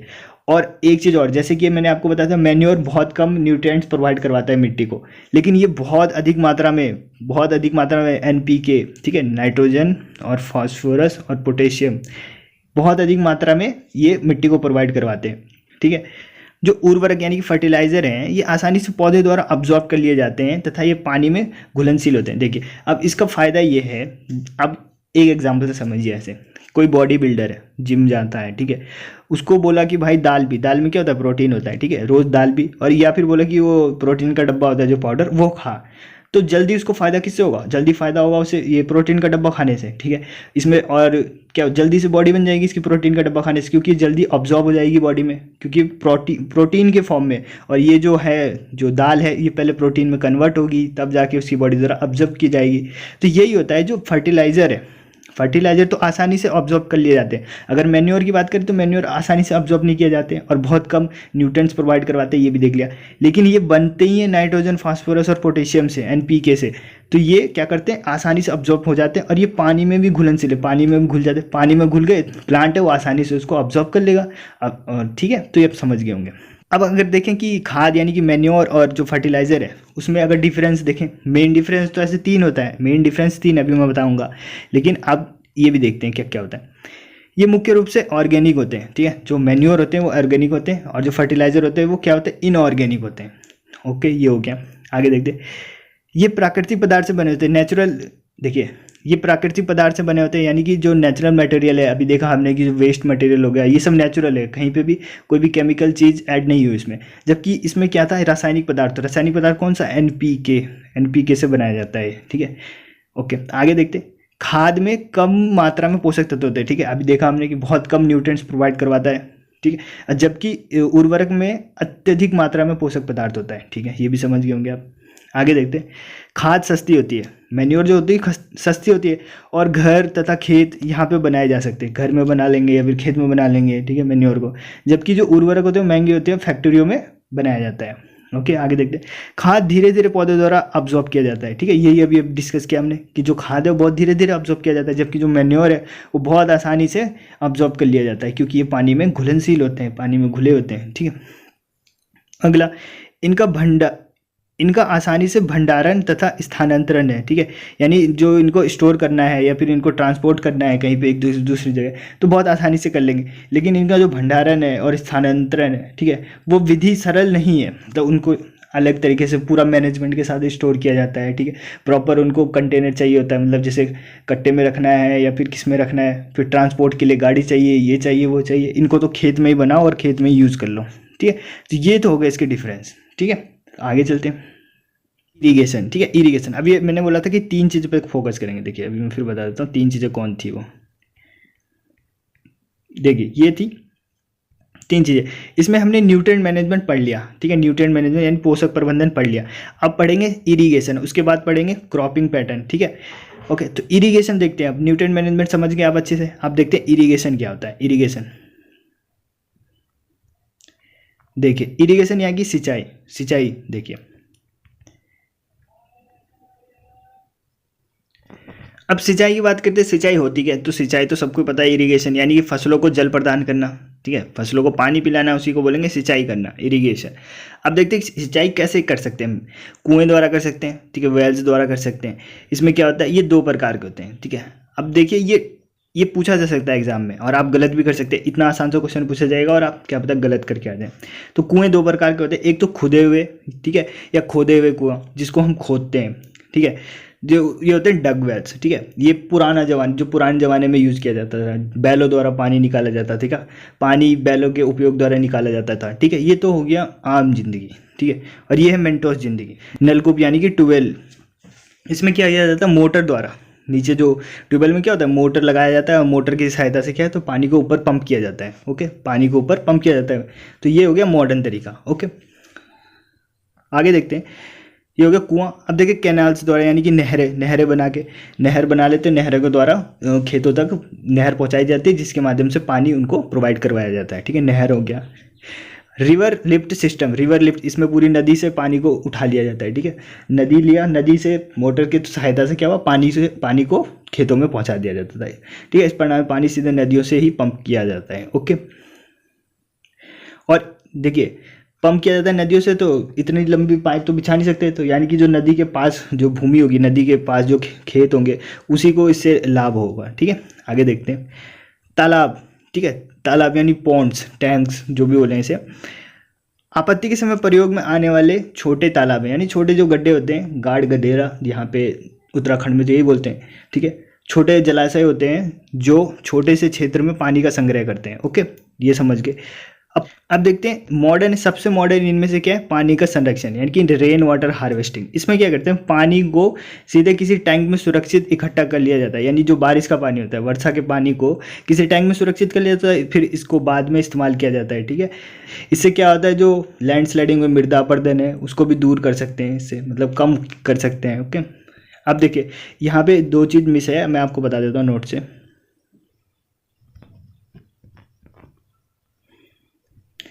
देखिए अब पौधों तक जो पानी पहुंचाया जाता है मॉडर्न टेक्निक के थ्रू। देखिए एक होता है स्प्रिंकलर सिस्टम और एक होता है ड्रिप सिस्टम। इन दोनों की फोटो दिखा दूंगा मैं। देखिए स्प्रिंकल सिस्टम में क्या, स्प्रिंकल मतलब कि स्प्रिंग करना, छिड़काव करना। ठीक है, फुहारे लगे होते हैं। ठीक है, ऐसे फुहारे लगे तो इधर पानी निकल रहे होते हैं फुहारे, जिससे कि चारों तरफ पानी गिरता रहता है। ठीक है, स्प्रिंकल, अभी मैं फोटो दिखा देता हूँ इसकी, ये है फोटो इसकी। ठीक है, ये हो गया स्प्रिंकल सिस्टम, मतलब इसकी सहायता से जो पौधों पे पानी पहुंचाया जाता है। अब दूसरा देखते हैं, दूसरा है ड्रिप सिस्टम। ड्रिप सिस्टम को बोला जाता है कि बहुत अच्छा सिस्टम होता है ड्रिप सिस्टम। ठीक है, ड्रिप सिस्टम, इसमें क्या होता है, जो फसल है, फसल के ऊपर ना पाइप, देखिए फोटो देखिए आप, इस फोटो में देखिए कि फसल के ऊपर जो पाइप लगी हुई है। ठीक है, पाइप लगी है और जो पाइप है उसमें से बूंद बूंद करके पानी सीधे पौधे की जड़ों तक जा रहा है। ठीक है, और ये बेस्ट टेक्निक है क्योंकि इसमें जो पानी है वो डायरेक्ट जा रहा है रूट तक, पौधे को ज़्यादा मेहनत नहीं करनी है। और क्या, पानी की कितनी बचत हो रही है। ठीक है, पानी की बहुत ज़्यादा बचत हो रही है और जो पानी है डायरेक्ट रूट तक जा रहा है, तो ये ड्रिप सिस्टम सबसे बेस्ट होता है। ओके, आगे देखते हैं। अब देखते हैं कि फसल उगाने के तरीके, यानी क्रॉप पैटर्न, फसल को किस किस प्रकार से किस पैटर्न में उगा सकते हैं वो देखते हैं। तो देखिए फसल की वृद्धि हेतु अलग अलग प्रकार के तरीके अपनाए जाते हैं, जिससे कि नुकसान कम से कम हो और उपज जो अधिक से अधिक हो। तो इसके लिए क्या करते हैं, फसल को अलग अलग पैटर्न में उगाते हैं, यानी कि 2 या 2 से अधिक फसल को एक पैटर्न में लगा दिया या किसी पैटर्न में लगा दिया। देखेंगे वही अब इसमें क्या होता है। तो पहला होता है इसमें मिक्स्ड क्रॉपिंग, फिर होता है इंटर क्रॉपिंग और फिर होता है क्रॉप रोटेशन। ये 3 प्रकार के इसमें पैटर्न होते हैं फसल को उगाने के। तीनों को देखते हैं हम अच्छे से। देखिए पहला है मिश्रित खेती यानी कि मिक्स्ड क्रॉपिंग। इसमें क्या कहते हैं, 2 या 2 से अधिक फसलों को एक साथ उगाया जाता है। ठीक है, 2 या 2 से, जैसे चना ले लिया और एक गेहूं ले लिया, चना और गेहूं ले लिया और उसको एक साथ उगा दिया एक ही खेत में। ठीक है, तो ये हो गया मिक्स्ड क्रॉपिंग। ठीक है, और इसको आपको कॉम्बिनेशन याद रखना है, जैसे चना को गेहूं के साथ, गेहूं को सरसों के साथ उगा सकते हैं, मूंगफली और सूरजमुखी। ठीक है, ऐसे उगा सकते हैं। ठीक है, अब अगर आप एक चीज़ देखोगे तो जैसे गेहूं के साथ चना लगाया, चना क्या है, एक लेगुमिनस प्लांट यानी कि दलहन वाली। सरसों भी क्या है, एक लेगुमिनस, यानी लेगुमिनस कौन होते हैं, जो एनपीके कंटेन करते हैं बहुत ज़्यादा, एनपीके। अब देखिए गेहूं को एनपीके इनसे मिल जाएगा, चना से या फिर सरसों से, जो लेगुमिनस प्लांट लगाए हमने, दलहन वाली फसल लगाई। सूरजमुखी को ठीक है मिल जाएगा मूंगफली से। इस प्रकार से इनको आपस में ही न्यूट्रिएंट्स मिलते रहेंगे। ठीक है, आगे देखते हैं। आगे है इंटरक्रॉपिंग। ठीक है, अंतरा फसलीकरण। ठीक है, अंतरा फसलीकरण में 2 या 2 से अधिक फसलों को एक साथ एक ही खेत में एक पैटर्न में उगाया जाता है। ठीक है, ये बहुत इंपॉर्टेंट। देखिए जैसे मिक्स्ड में तो हमने कैसे भी लगा दिया कहीं पे भी, लेकिन इसमें लगाएंगे एक पैटर्न में, एक फिक्स्ड पैटर्न होगा उसमें लगाएंगे हम। ठीक है, तो इसमें क्या करते हैं, फसलों को पंक्तियों में लगाया जाता है। ठीक है, रो में लगाया जाता है। देखिए जैसे कि इस रो में लगा दिया हमने सोयाबीन। ठीक है, पहली रो में सोयाबीन लगा दिया, दूसरे में लगा दिया मक्का, फिर तीसरे में लगा दिया सोयाबीन, फिर चौथे में लगा दिया मक्का। ऐसे रो में लगाया जाता है, एक पैटर्न बना के लगाते हैं। ठीक है, एक में ये लगाया, दूसरे में ये लगाया, या 2 या 2 से अधिक भी लगा सकते हैं। ठीक है, इस प्रकार तो यही लिखा हुआ है यहाँ पे कि कुछ पंक्तियों में एक प्रकार की फसलें तथा उनके एकांतर यानी कि जो पैरेलल में दूसरी पंक्तियों में दूसरी प्रकार की फसलों को उगाते हैं, ठीक है। जैसे इसका एग्जांपल क्या, सोयाबीन और मक्के को उगा दिया एक साथ, बाजरा और लोबिया, लोबिया खाया होगा आपने, उसको उगा दिया एक साथ, ठीक है। तो ये हो गया इंटरक्रॉपिंग, यही पूछा गया था सीडीएस में, ठीक है। इंटरक्रॉपिंग क्या होता है, ठीक है। ये देखिए आपको मैं फोटो दिखा देता हूँ, ये है। अब आगे देखते हैं, अब देखते हैं क्रॉप रोटेशन, ठीक है। ये भी एक पैटर्न है फसल को लगाने का। इसमें क्या करते हैं देखिए, जैसे कि इसमें होता ये है कि एक बार कोई एक्स, जैसे मान लेते हैं एक एक्स फसल है कोई, इसको लगाया, मतलब बार बार एक ही फसल को नहीं लगाएंगे, इससे जो मिट्टी है उसकी फर्टिलिटी उर्वरकता कम हो जाएगी। तो पहले जैसे कि धान लगा दिया एक बार, ठीक है, एक बार धान लगा दिया तो धान क्या करेगा, जितना भी नाइट्रोजन है वो सब खा जाएगा, उसमें से सब ले लेगा। तो अब दूसरी बार कुछ ऐसा फसल लगा दे जिससे कि नाइट्रोजन आ जाए, यानी कि दूसरी बार हमने लगा दिया दलहन, लेगुमिनस प्लांट लगा दिया, चना लगा दिया दूसरी बार, तो क्या होगा, अब जो मिट्टी है उसमें नाइट्रोजन फिर आ जाएगा, ठीक। फिर अगली बार फिर लगा सकते हैं हम धान। तो एक फसल को बार बार ना लगा के क्या करते हैं, पहले एक लगाया, ठीक है, जैसे कि उसने नाइट्रोजन ले लिया सारा, तो दूसरी बार क्या लगेंगे, ऐसा फसल लगाएंगे जो जिससे नाइट्रोजन आ जाए मिट्टी में वापस। तो इसको बोलेंगे क्रॉप रोटेशन, रोटेट कर दिया हमने, ठीक है। तो आप समझ गए होंगे कि क्रॉप रोटेशन क्या होता है, ठीक है, इंटर क्रॉपिंग क्या होता है और मिक्स्ड क्रॉपिंग क्या होता है। तो ये थे क्रॉप पैटर्न, ठीक है। अब आगे देखते हैं, आगे है क्रॉप प्रोटेक्शन मैनेजमेंट, ठीक है। अब फसल हो गया, फसल उग गया, सब कुछ हो गया, अब उसको प्रोटेक्ट भी तो करना है, ठीक है, कीड़े ना खा जाए या फिर कुछ और ना हो जाए, उससे प्रोटेक्ट करने के लिए हमें एक क्रॉप प्रोटेक्शन मैनेजमेंट चाहिए होता है, ठीक है। इसमें क्या होते हैं कि रोग कारक, रोग अभी हमने पीछे देखा, बायोटिक जो फैक्टर्स थे, रोग जिससे रोग हो जाए फसल को, या फिर पेस्ट होते हैं, उन सबसे बचाने के लिए हम क्या करते हैं, क्रॉप प्रोटेक्शन मैनेजमेंट करते हैं, ठीक है। इसके लिए हम क्या कर सकते हैं, पेस्ट कंट्रोल ड्यूरिंग ग्रोथ, जब वो बड़े हो रहे हैं, बढ़ रहे हैं, उसी समय कीड़े हैं उसमें, उनको नाश कर दें हम, ठीक है। उसमें कोई कीटनाशक डालें, पेस्टिसाइड डालें और सारे कीड़ों को मार दें जब वो ग्रो कर रहे हैं, ठीक है, या तो ये कर सकते हैं। और दूसरी चीज़ होती है कि स्टोरेज ऑफ ग्रेन, जब हम फसल हो गया तो उसके बाद भी उस पर कीड़े लग सकते हैं, उसके बाद भी उसमें अनेक प्रकार के रोग लग सकते हैं, तो तब भी हम उसको प्रोटेक्ट करें। तो ये दोनों चीज़ हमें देखना पड़ता है किसमें, क्रॉप प्रोटेक्शन मैनेजमेंट में, ठीक है। एक तो उसके ग्रोथ के दौरान जब वो फसल हमने लगा रखी है तब, और एक जब फसल हमने ले लिया, उसको स्टोर कर लिया, ठीक है, उस समय भी उसको सेफ्टी प्रोवाइड करवाना है, उस समय भी उसको प्रोटेक्ट करना है, यही आएगा क्रॉप प्रोटेक्शन मैनेजमेंट में, ठीक है। तो अब देखते हैं, अब पहला देखते हैं कि पीड़कनाशी यानी कि पेस्ट कंट्रोल ड्यूरिंग ग्रोथ। जब खेत में ही है, फसल हमारी खेत में ही है और हमें उनको कीड़ों से बचाना है, पेस्ट से बचाना है, तो हम उसके लिए क्या क्या उपयोग कर सकते हैं, क्या क्या चीज़ें ला सकते हैं, ठीक। तो जीव, ऐसे जीव जो फसल को खराब कर देते हैं, ऐसे जीव जो फसल को खराब कर देते हैं जिससे कि मानव उसका उपयोग ना कर पाए, उसके लायक ना बचे मानव के, तो उसको क्या बोलते हैं, पीड़क बोलते हैं, इंग्लिश में इसको बोलते हैं पेस्ट, पेस्ट बोलते हैं, ठीक है। ओके, अब पेस्ट बहुत टाइप के होते हैं, ठीक है, कई प्रकार के होते हैं, उसमें से कुछ एग्जांपल ये, खरपतवार यानी कि वीड, ठीक है, वीड देखते हैं। फसल के साथ साथ उगने वाले मतलब अवांछनीय, यानी जो हम चाहते नहीं है, जो हम चाहते नहीं कि ये उग जाए, वो भी उग जाते हैं, तो अवांछनीय पौधे खरपतवार कहलाते हैं, ठीक है। एग्जाम्पल की बात करें वीड्स यानी कि खरपतवार के एग्जाम्पल क्या हुए, तो ये हो गए जैंथियम हो गए, ठीक है, पार्थेनियम हो गए। अब देखिए ये तो ऐसे नाम लिखे हुए, इनको आम बोलचाल की भाषा में क्या बोलते हैं, देखिए जैंथियम को बोलते हैं, जैंथियम को बोलते हैं गोखुरु, गोखुरु, गोखुरु बोलते हैं इसको, एग्जाम में आ सकता है। गोखुरु क्या हुआ, जैंथियम हो गया। ये क्या है, खरपतवार है जिन्हें हम चाहते नहीं उगे लेकिन ये उग जाते हैं, ठीक है। ओके, ये हो गया। और जो ये है पार्थेनियम, इसको बोलते हैं गाजर घास, ठीक है, गाजर घास। तो ऐसा क्वेश्चन आ सकता है कि गाजर घास किसको बोलते हैं, तो पार्थेनियम को बोलते हैं, ठीक है, गाजर घास। ओके, ये हो गया। और एक और आपको यहाँ पे नोट करना, एक होता है मोथा, ये सब एनसीईआरटी से एग्जांपल लेके बता रहा हूँ मैं। मोथा, मोथा को बोलते हैं साइरेनस, साइरेनस रोटेंडस, रोटेंडस, ठीक है, साइरेनस रोटेंडस, ठीक है, ये हो गया आपका मोथा, ठीक है। तो ये तीनों आपको याद रखना है वीड्स में यानी कि खरपतवार में, ठीक है। आगे चलते हैं, आगे इंसेक्ट्स यानी कि कीट, ठीक है। अगर हम इंसेक्ट की बात करें, इंसेक्ट की बात करें तो इंसेक्ट भिन्न प्रकार के फसल तथा पौधे को नुकसान पहुंचाते हैं, ठीक है। वे ये कीट क्या करते हैं, जड़, तना, पत्ती को काट देते हैं। कोई जड़ को काट देता है, कोई पत्ती को काट देता है, ठीक है, कोई तना ही काट देता है। और जो विभिन्न प्रकार के पौधे होते हैं उसमें कोसा रस होता है, ठीक है, उसको चूस देते हैं, ठीक है, उनको पूरा पी जाते हैं या खा जाते हैं, ठीक है। इससे वो क्या होता है, नष्ट हो जाता है फसल।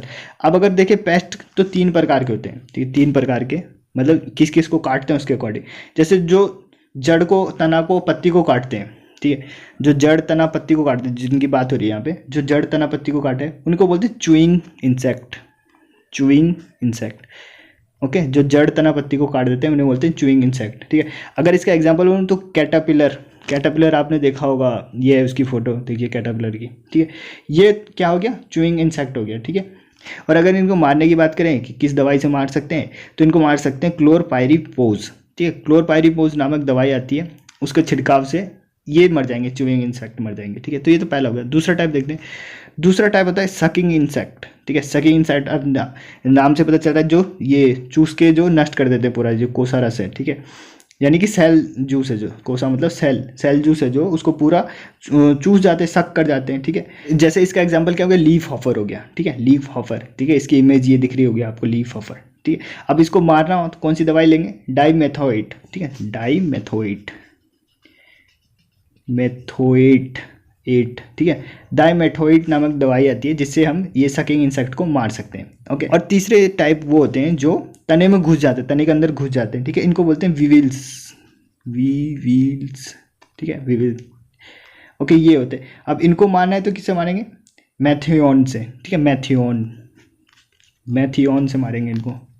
मैथियोन नामक दवाई आती है, इसका छिड़काव करेंगे मैथियोन से, तो ये मर जाएंगे, ठीक है। मैथियोन हो गया, लिंडेन हो गया, एक लिंडेन शायद किसी एग्जाम में पूछा भी गया था, लिंडेन से किसको मार सकते हैं, जो तने में इंसेक्ट घुस जाते हैं, ठीक है, विविल्स को मार सकते हैं, ओके। तो ये हो गया इंसेक्ट, ठीक है, कीट। अब आगे देखते हैं। थर्ड था हमारा पैथोजन यानी रोगाणु, ठीक। कई जीव जैसे बैक्टीरिया, फंगस, वायरस जो पौधे में बीमारी पैदा करते हैं, ये क्या कहलाते हैं, पैथोजन, ठीक है, जो पौधे में बीमारी पैदा करते हैं, ठीक है। जैसे गन्ने में आपको पता है ना, वो रेड कलर की जो बीमारी हो जाती है, ठीक है।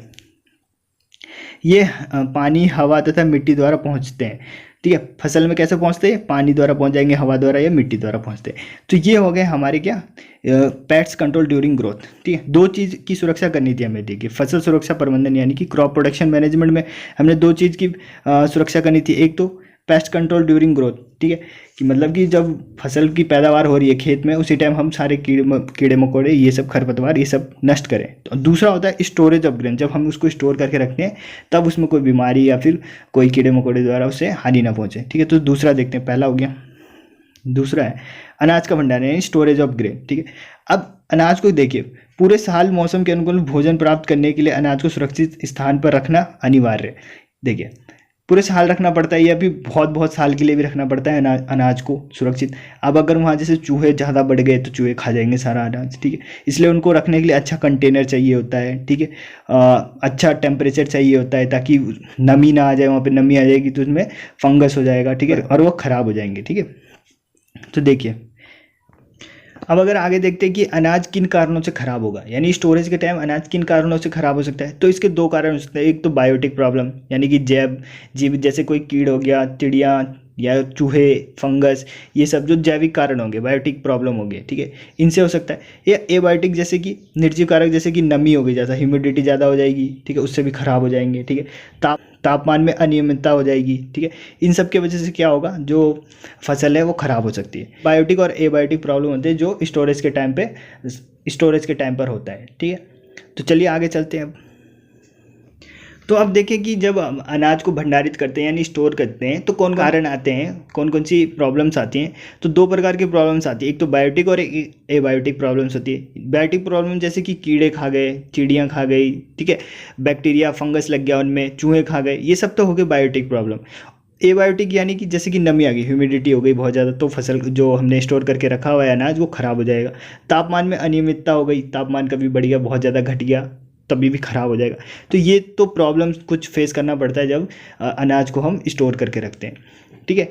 अब देखिए, इस सब से बचने के लिए हम क्या करेंगे, इस सब से बचने के लिए क्या कर सकते हैं हम, कि अनाज को हम सुखा के रखें, अच्छे से सुखा के रखें, सूरज की रोशनी में अच्छी तरह से सुखा लेने चाहिए, या फिर बार बार उनको सुखाना चाहिए, ठीक है, जैसे टाइम टू टाइम सुखाना चाहिए, ताकि उसमें जितने भी फंगस लग रहा है या फिर कीड़े मकोड़े हैं वो सूरज की रोशनी से ख़त्म हो जाए, ओके। या फिर और अगला देखिए, सफाई का ध्यान रखना चाहिए, मेंटेन ऑफ हाइजीन, ठीक है। अनाज में कीड़े नहीं होने चाहिए, ठीक है। गोदाम को अच्छी तरीके से साफ़ कर लेना चाहिए। छत हो गया, दीवार हो गया, फर्श, कहीं अगर दरार है तो उसे अच्छी तरीके से मरम्मत कर देना चाहिए, दरार नहीं होना चाहिए वरना ह्यूमिडिटी अंदर घुस जाएगी, ठीक है, नमी आ जाएगी, ठीक है, वहाँ थोड़ी सी भी नमी नहीं होनी चाहिए वरना तो फसल ऐसी ख़राब हो जाती है। आगे देखते हैं, अगला है धूमक यानी कि फ्यूमिगेशन, ठीक है। देखिए जो गोदाम हुआ या फिर जहाँ पे हमने स्टोर करके रखा हुआ है वहाँ पे क्या करेंगे, कीटनाशक का छिड़काव करते रहेंगे, ठीक है, बार बार, ठीक है, कीटनाशक हो गया या फिर कवकनाशी यानी फंगस जिससे ना हो, इन सब का प्रयोग करेंगे, ये हो गया धूमक। आगे देखते हैं, और आगे हो गया स्टोरेज डिवाइस, ये भी पूछा गया एग्जाम में, भंडारण उपकरण। इसमें पूछा गया था कि सिलोस क्या होता है, सिलोस, सिलोस किसे बोलते हैं, ठीक है, सिलोस। तो सिलोस वो होते हैं टिन के जो बड़े से डब्बे नहीं होते जिसके अंदर अनाज रखते हैं, टिन के गोल से डब्बे, ठीक है, वो उसी को बोलते हैं सिलोस, ठीक है। उपकरण देखते हैं यानी स्टोरेज डिवाइस जिसमें हम अनाज को रखेंगे, ठीक है। कुछ भंडारण उपकरण जैसे कि पूसाधानी, ठीक है, इसके आप इंग्लिश में नाम ढूंढ सकते हैं, ठीक है, पूसा कोठार, ये हो गया, पंथ खुला हो गया, पंथ को, ये सब हो गया। ये क्या होता है, एयर टाइट होते हैं, ठीक है, एयर टाइट होते हैं, तो इसमें के अंदर क्या होती है, नमी नहीं जाती है, ओके। तो इससे क्या होता है, हम अनाज को अच्छे से स्टोर करके रख सकते हैं। और आगे देखते हैं, साफ व सूखे दानों को प्लास्टिक बैग में सुरक्षित रख सकते हैं। प्लास्टिक के बैग यानी कि वो कट्टों की बात हो रही है, बड़े बड़े जो कट्टे होते हैं उसमें, 50 किलो कट्टा हो गया, 25 किलो कट्टा, उसमें तो इनमें वायु, नमी, तापमान का कोई प्रभाव नहीं पड़ेगा, ठीक है, और बाहर के वातावरण का कोई प्रभाव नहीं पड़ेगा, ओके। तो गाइज ये हो गया हमारा जो एग्रीकल्चर वाला पोर्शन था, एग्रीकल्चर वाला पोर्शन था वो ख़त्म हो गया। अब आएगा इसके बाद एनिमल हस्बेंड्री, ठीक है, पशुपालन, ठीक है, इसमें पशुपालन देखेंगे। तो देखते हैं इसको आगे। एनिमल हस्बेंड्री यानी पशुपालक को शुरू करने से पहले हम एक बार देख लेते हैं कि हमने क्या क्या पढ़ लिया, ठीक है। तो हमारा जो मेन थीम था वो 3 जगह था, ठीक है, फसल की किस्मों में सुधार, फसल उत्पादन में सुधार और फसल की सुरक्षा, ठीक है, 3। फसल की किस्मों में सुधार देख लिया हमने, उच्च उत्पादन, ठीक है, जैविक अजैविक, ये सब देख लिया, ठीक है। फिर फसल के उत्पादन में प्रोडक्शन में सुधार किया था, पोषक तत्व देख लिए, न्यूट्रिएंट्स कितने होते हैं, ठीक है, माइक्रो मोक्रो सब देख लिया, इरीगेशन देख लिया, ठीक है, ये सब हो गया, ओके। अब उसके बाद हमने देखा कि फसल सुरक्षा, सुरक्षा कैसे करेंगे उसकी, तो मैं देख लिया मैदानों में कैसे सुरक्षा होगी, बीमारी से बचाव कैसे होगा, खरपतवार से कैसे होगा, कीट से कैसे होगा बचाव, ये सब देख लिया। फिर संग्रहण देख लिया हमने, और फसल प्रक्रम देख लिया, चक्र देख लिया, मिश्रित खेती, अंतः फसलीकरण, ये सब देख लिया, इंटरक्रॉपिंग, ठीक है। संग्रहण देखा हमने कि इसको स्टोर कैसे करें और उसके कौन कौन सी प्रॉब्लम आती है, यानी बायोटिक और एबायोटिक प्रॉब्लम देख लिया, ठीक है। अब देखते हैं हम एनिमल हस्बेंड्री यानी पशुपालन हस्बेंड्री। तो एनिमल हस्बेंड्री को अगर डिफाइन करने के लिए बोलूँ तो क्या होगा, it is a branch of agriculture that deal with the feeding, caring, breeding of domestic animal. यानी कि ये एक वैज्ञानिक ब्रांच है, वैज्ञानिक ढंग है क्या, कि पशुओं को हम कैसे पालें, उनकी कैसे केयर करें, ठीक है, उनमें कैसे ब्रीड करें, ठीक है। और कौन से पशु, जो घरेलू पशु, डोमेस्टिक पशु है, तो इसको जो वैज्ञानिक तरीके से पालना है, ठीक है, केयर करना है, उनकी ब्रीड करवाना है, इसी को बोलेंगे एनिमल हस्बेंड्री, ठीक है। एक वर्ड आता है लाइव स्टॉक, लाइव स्टॉक, ठीक है, लाइव स्टॉक क्या बोलते हैं इसको, लाइव स्टॉक होता है कि animal used for farm purpose, farm purpose यानी जो फार्म में रखते हैं, जैसे क्या हो गया, बैल हो गया, गाय हो गया, घोड़ा हो गया, बकरी, भेड़, ये सब फार्म में जो रखते हैं ये हो गया live stock, okay, live stock याद रखना है। पशुपालन के प्रकार देखते हैं कि पशुपालन यानी कि एनिमल हस्बेंड्री के प्रकार कितने हैं। पहला अगर देखें तो है पशु कृषि यानी कि कैटल फार्मिंग। कैटल फार्मिंग का देखिए मुख्य उद्देश्य क्या होता है कि दूध की प्राप्ति, दूध की प्राप्ति हम किससे करते हैं, दुधारू जो होते हैं, दुधारू कौन कौन होते हैं, गाय हो गया, ठीक है, बकरी हो गया, ये सब हो गया। खेत जोतने के लिए, खेत जोतने के लिए जैसे बैल हो गया, ठीक है, यातायात के लिए जैसे घोड़ा हो गया, ठीक है, इन सबको पालते हैं हम, इसी को बोलते हैं कैटल फार्मिंग, ठीक है। आगे देखते हैं, ठीक। तो अब देखते हैं कि टाइप्स ऑफ कैटल, की पशु के प्रकार कितने होंगे, पशु, ठीक है, पशु की बात करें तो जैसे कि दूध देने वाले हो गए, ठीक है, हल चलाने वाले हो गए, ठीक, ये सब देखिए जो गाय का वैज्ञानिक नाम होता है ये भी आपको याद होना है, गाय और भैंस का तो याद होना है। गाय का क्या होता है, बॉस इंडिकस होता है, ठीक है, भैंस क्या होता है, बॉस बुबलेस होता है, बॉस बुबलेस होता है, ओके। तो अगर प्रकार की बात करें पशु के कितने प्रकार हो गए, तो पहले देखते हैं कि दूध देने वाले, ठीक है, दूध देने वाली मादाएं, तो इनमें क्या हो गया, गाय हो गया, जो जिनसे हमें दूध प्राप्त करते हैं। अब यहाँ मेन है कि इनकी ब्रीड है, ठीक है, तो मैं इनकी ब्रीड से दिखा देता हूँ कि कौन कौन सी ब्रीड है जो फेमस है पूरे इंडिया में। तो हम गाय की बात कर रहे थे क्योंकि ये दुधारू है, यानी मिल्क प्रोडक्शन वाले देख रहे थे जिसमें हम गाय को देखते हैं। गाय की ब्रीड की बात करें तो मोस्ट इंपॉर्टेंट क्या होता है, गिर। तो मोस्ट इंपॉर्टेंट की बात करते हैं तो है गिर। गिर कहाँ पाए जाते हैं, गुजरात और राजस्थान में, ये आपको याद होना चाहिए, गिर है राजस्थान में और गुजरात में, ठीक है। साहिवाल नाम की एक प्रजाति होती है यानी कि ब्रीड है, ये होती है पंजाब और हरियाणा में, ठीक है। फिर होता है रेड सिंधी, रेड सिंधी कहाँ है, आंध्र प्रदेश में, ठीक है। इसी प्रकार देखते हैं हल चलाने वाले जो होते हैं यानी कि बैलों की बात करें, हल चलाने वाले ड्रॉट ब्रीड्स, ठीक है। ब्रॉड ब्रीड की बात करें तो एक होता है नागरी। नागरी कहाँ होते हैं? पंजाब में, हरियाणा में, यूपी, यहाँ नागरी ब्रीड पाए जाते हैं, ठीक है। एक होता है हल्लीकर। हल्लीकर देखिए नाम से ही हल्लीकर मतलब हल चलाने वाला, ये हो गया कर्नाटक में, ठीक है। फिर होता है मालवी। मालवी का है राजस्थान में और एमपी में, ठीक है। फिर एक कैरीगार, ये हो गए कुछ जो हल चलाने वाले होते हैं ब्रीड वो। अब देखिए डुअल पर्पस, जो हल भी चला लें और दूध भी दे दें, ठीक है। तो वो हो गया हमारा थार पारकर, ठीक है। थार पारकर ये कहाँ है? गुजरात में है और आंध्र प्रदेश में, ठीक है। कनक्रेज, ठीक है। कनक्रेज कहाँ है? गुजरात का। तो ये जो है थार पारकर, ठीक है, और कनक्रेज, ये दो डुअल पर्पस है, यानी कि इनसे हल भी चलवा सकते हैं और दूध के लिए भी इनका यूज किया जाता है, ठीक है। अब देखते हैं बफेलो यानी भैंस की वो देखते हैं ब्रीड्स, भैंस की प्रजाति देखते हैं, ठीक है। तो मुर्रा हो गया। मुर्रा कहाँ है? हरियाणा में और पंजाब में होता है, ठीक है। ठीक है, इनके जो सींग होते हैं घुमावदार होते हैं, इस टाइप के सींग होते हैं इनके, ठीक है, घुमावदार। और इनसे दूध बहुत ज़्यादा निकलता है, बहुत ज़्यादा दूध निकलता है मुर्रा से, ठीक है। ठीक है, मेहसाना। मेहसाना ये कहाँ है? गुजरात की। काली या भूरी होती है, जब मोस्ट कॉमन जो ये होती है ना, यही होती है मेहसाना, जो काली भूरी वाली जो भैंस होती है वो। फिर एक होता है सुरती, ठीक है। सुरती है ये गुजरात में पाई जाती है। सींग है, सी टाइप का होता है सिक्कल बना होता है, सी टाइप का होता है, इस टाइप का सींग होता है इनका, ठीक है। इस टाइप का सींग बना होता है, सी टाइप का। तो ये सुरती होता है, ये गुजरात में, ठीक है। अब ब्रीडिंग का मेथड देखते हैं। ब्रीडिंग का मेथड देखें तो ब्रीडिंग के दो मेथड, एक तो नेचुरल, एक होता है आर्टिफिशियल। नेचुरल में क्या? बाय इंटरकोर्स होता है, यानी मेल और फीमेल का इंटरकोर्स होता है तो ब्रीड बनता है, ठीक है। और आर्टिफिशियल मेथड क्या होता है? इसमें से मेल का स्पर्म लेते हैं और जो फीमेल में डाल दिया जाता है इसको, स्पर्म को। और कहा जाता है कि जो आर्टिफिशियल मेथड वो ज़्यादा कारगर है और ज़्यादा सक्सेसफुल भी है, ठीक है। आर्टिफिशियल ज़्यादा कारगर और ज़्यादा सक्सेसफुल है, ठीक है। अब आगे देखते हैं। आगे देखते हैं कि पशुओं की देखभाल, ठीक है। जब पशुओं से हमें इतना कुछ मिल रहा है तो पशुओं की केयर करनी पड़ेगी। और एनिमल हस्बेंड्री किस चीज़ की ब्रांच है? उनकी केयर करने की ब्रांच है, उनका केयर करना है। तो केयर कैसे करेंगे?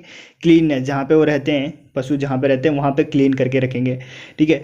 छायादार और हवादार स्थान पर रखना चाहिए उनको, जहाँ पे हवा भी मिले उन्हें और छाया भी मिले, धूप से भी प्रोटेक्शन मिले, ठीक है। और जो पशुओं की चमड़ी उसमें लगातार कंघी ब्रशिंग होनी चाहिए, क्योंकि जो उसमें कुछ कीड़े वीड़े आ जाते हैं उनके जो खाल वाले हैं उसमें, इसलिए तो कंघी या फिर ब्रशिंग से वो कीड़े हट जाएंगे वहाँ से, ठीक है। पानी इकट्ठा ना हो, जहाँ पे वो रहते हैं वहाँ पे पानी इकट्ठा ना हो, ठीक है। अब भोजन देखिए, भोजन की बात करें, भूसे में फाइबर होना चाहिए, ऐसा भूसा होना चाहिए जिसमें फाइबर बहुत ज़्यादा मात्रा में हो, ठीक है। प्रोटीन कैसा होना? गाढ़ा प्रोटीन मिलना चाहिए, ठीक है। दूध की मात्रा बढ़ाने के लिए खाने में विटामिन तथा खनिज होने चाहिए। अगर दूध की मात्रा बढ़ाने आए तो जो पशुओं को हम खाना देंगे उसमें विटामिन और जो मिनरल्स हैं वो ज़्यादा मात्रा में होने चाहिए, ठीक है। अब बीमारी भी होती है पशुओं को, बीमारी होती है उसके वजह से क्या होते हैं, वो दूध नहीं दे पाते या फिर उनकी कभी कभी मृत्यु भी हो जाती है, ठीक है। तो इनको बीमारी से भी बचाना चाहिए, ठीक है। जो पशु को बाह्य परजीवी जो पैरासाइट्स होते हैं, ठीक है, और अंतः परजीवी दोनों से ही क्या होते हैं, इनको बीमारी होती है, ठीक है। बाह्य परजीवी द्वारा त्वचा रोग हो जाता है, यानी स्किन पे कुछ डिजीज हो जाती है। और अंतर द्वारा क्या होता है? आमाशय यानी एनक्रिया हो गया, इंटेस्टाइन हो गया, लीवर हो गया, इन सबको क्या इफेक्ट पड़ जाता है, ठीक है। तो ये हो गया। अब बचाव के लिए क्या करें? रोगों से बचाव के लिए पशुओं को टीका लगाना चाहिए। पशुओं के भी टीके लगते हैं, ठीक है। तो पशुओं को नियमित रूप से टीका लगाया जाना चाहिए, ठीक है। ये रोग बैक्टीरिया तथा वायरस के कारण होते हैं। जितने भी पशुओं में बीमारी होती है सब क्या होती है? बैक्टीरिया और वायरस की वजह से होती है, ठीक है। अब आगे देखते हैं पोल्ट्री फार्मिंग यानी मुर्गी पालन, ठीक है, मुर्गी पालन, ठीक है। अब मुर्गी को दो रूप से पाल सकते हैं, एक तो अंडे देने के लिए और एक उनको खाने के लिए यानी मांस के लिए, ठीक है। तो दो प्रकार के होते हैं। यदि हम उनको किसके लिए? मांस के लिए पाल रहे हैं तो उनको बोलते हैं ब्रॉयलर्स, ठीक है। ब्रॉयलर्स बोलते हैं जिनको मांस के लिए पाला जाता है। तो जब बॉयलर्स चूज़ों को मांस के लिए पाला जाता है तो बॉयलर्स कहते हैं, ठीक है। ये जन्म से 6-8 हफ्तों के अंदर इस्तेमाल किए जाते हैं। यानी जो चूजे होते हैं, शुरू में तो चूजे होंगे, अब चूजों को क्या बनना है? बॉयलर्स बनेंगे कि लेयर्स बनेंगे, तो वो उसके फूड पे डिपेंड करेगा। बॉयलर्स को अगर बॉयलर्स बनाए तो उसको ठूस ठूस के खिलाएंगे, चूजे को खूब ज़्यादा खाना खिलाएंगे ताकि फल फूल के मोटा हो जाए, फिर उसका उपयोग कर सके मांस के रूप में, ठीक है। तो बॉयलर्स को 6 से लेकर 8 हफ्ते में ये तैयार हो जाते हैं, ठीक है। और जो दूसरा टाइप होता है लेयर्स का उपयोग करते हैं हम अंडों के लिए, ठीक है। और ये कब तक तैयार होते हैं? 20 हफ्तों में, जन्म के 20 हफ्तों के बाद तैयार होता है। और इसको खाना बहुत कम खिलाया जाता है। जहाँ बॉयलर्स को बहुत ज़्यादा खाना खिलाया जाता है, उनका न्यूट्रिशन देखा जाता है, ठीक है, वहाँ इनको कम खिलाया जाता है, ठीक है। ओके, ठीक है। तो ये याद रखना है आपको कि लेयर्स का उपयोग किया जाता है अंडे के लिए और बॉयलर्स का उपयोग किया जाता है मांस के लिए। ओके, आगे देखते हैं। और अगर आपसे ऐसे पूछा जाए कि ब्रॉयलर्स और लेयर में जल्दी कौन ग्रो करता है, तो जल्दी अभी देखा हमने कौन, बॉयलर्स, यानी कि 6 से 8 हफ्ते में ही तैयार हो जाते हैं, तो जल्दी होता है बॉयलर्स। ऐसा पूछा जाए कि फूड किसको ज़्यादा रिक्वायर होता है, तो बॉयलर्स को ज़्यादा रिक्वायर होता है। ठीक है। स्पेस किसको ज़्यादा रिक्वायर होता है, स्पेस यानी जगह किसको ज़्यादा चाहिए होती है, तो होता है लेयर को ज़्यादा स्पेस चाहिए होता है। ठीक है। ओके, अब आगे देखते हैं कि ब्रीड्स देखते हैं, मतलब मुर्गियों की ब्रीड्स देखते हैं कि कैसी कैसी ब्रीड्स होती हैं इनकी। तो 2 प्रकार की ब्रीड्स होती है, एक तो देसी ब्रीड्स होती है, ठीक है, और एक एक्जॉटिक ब्रीड्स होती है, ठीक है, जो इम्प्रूव्ड होती है। तो देसी ब्रीड में मोस्ट कॉमन हो गया असील, ये जो मुर्गा दिख रहा है आपको, ये देसी ब्रीड है। ठीक है। और जो एक्जॉटिक ब्रीड का जो एग्जांपल होगा, ये हो गया लैग हॉर्न, ये जो सफ़ेद वाला होता है, ठीक है, ये हो गया लैग हॉर्न। तो ये देसी मुर्गा हो गया, देसी ब्रीड हो गया, ठीक है, और ये हो गया लैग हॉर्न, हो गया हमारा एक्जॉटिक। ठीक है, एक्जॉटिक बोलेंगे या फिर इसे इम्प्रूव बोलेंगे। ठीक है। एक और टाइप होता है क्रॉस ब्रीड। ठीक है, क्रॉस ब्रीड में एग्जांपल बोलूँ तो हो गया जैसे एच क्रॉस ब्रीड के एग्जांपल हो गया HH60। ठीक है, आप ये नोट कर सकते हैं, HH60 हो गया, IBI 80 हो गया, ठीक है, B77 हो गया। ठीक है। तो आपसे एग्जाम में डायरेक्ट ऐसे क्वेश्चन पूछेगा B77 क्या है, तो आप बोलोगे कि एक मुर्गे की ब्रीड है। ठीक है। आगे चलते हैं हम, आगे है फिशिकल्चर यानी कि फिश प्रोडक्शन। ओके, मछली उत्पादन। हमारे भोजन में प्रोटीन का मछली मुख्य स्रोत है। देखिए, मछली में बहुत ज़्यादा प्रोटीन पाया जाता है, बहुत ज़्यादा प्रोटीन, तो इसलिए बोला जाए कि भोजन में जो प्रोटीन का मुख्य स्रोत है वो क्या है, मछली। ठीक है। मछली का उत्पादन 2 प्रकार से होता है, मछली का उत्पादन 2 प्रकार से किया जाता है। देखिए, तो पहला इसमें हो गया, पहला तो हो गया कि नदी तालाब से पकड़ के ले आए और उनको बेच दिया, पहला ये हो गया। दूसरा हो गया फिशिकल्चर। ठीक है, फिशिकल्चर, इसमें क्या करते हैं, एक तालाब में पालते हैं मछलियों को। एक तालाब लिया, उसमें प्रॉपर उसको पालते हैं, उसको अनाज खिलाते हैं प्रॉपर, इसी को बोलते हैं फिशिकल्चर। ठीक है। तो फिशिकल्चर द्वारा कर सकते हैं, और या तो डायरेक्ट उनको पकड़ के लाएंगे और बेच देंगे उनको। ठीक है। एग्जाम्पल क्या हो गया, ब्रीड्स क्या क्या, रोही हो गया, ठीक है, ग्रास कार्प हो गया, कॉमन कार्प हो गया, ठीक है, मृगल हो गया, ये सब इसके एग्जाम्पल हुए मछली के। जो मछली खाते हैं उनको पता होगा, ये रोहू के बारे में तो पता ही होगा उनको। ठीक, आगे चलते हैं, आगे देखते हैं कि एक्वाकल्चर को और क्या बोलते हैं, मैरीकल्चर बोलते हैं। ठीक है।